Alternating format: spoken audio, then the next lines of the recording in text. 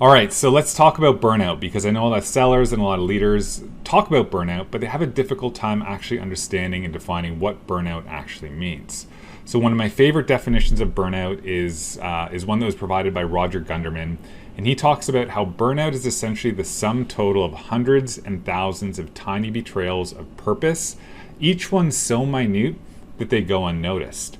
And that's exactly what burnout is. Those micro stressors that we encounter in sales, the rejections, the lost deals, things we don't think impact us that much, but over time slowly built out and start to impact our mental performance in a negative way. So when we think about burnout, we want to take a look at this stress curve in front of us. We'll dive into this stress curve in another micro learning in the future, but ultimately, burnout is an extended period of time in which we feel mentally and physically exhausted from being in a state of distress for too long. So, the goal that we need to uncover is how long have we been operating in this state of distress on this curve? Now, the problem is if you search online for burnout calculators or you try to assess yourself, you'll typically see a list of questions like this that tend to pop up. Yes and no questions that ask you, have you become cynical and critical about work? Are you having trouble sleeping? Do you lack satisfaction from your achievements? Do you maybe find it hard to concentrate?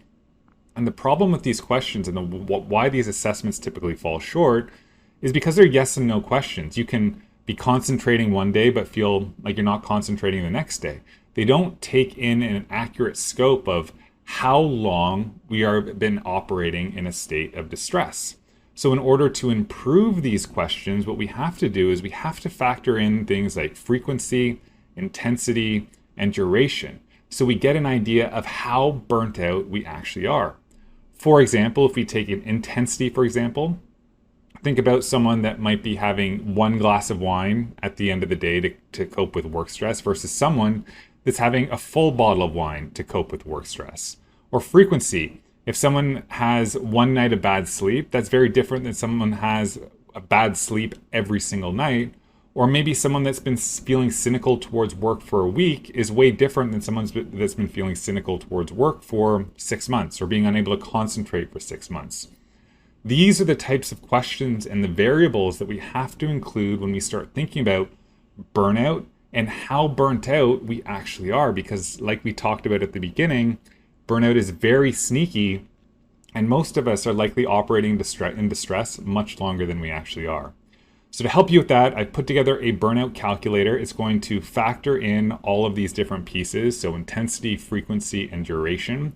So assess yourself. Take a look. You can kind of check it out below this video and see just how burnt out you actually are and get a good pulse of how big an impact burnout is actually having on your mental performance.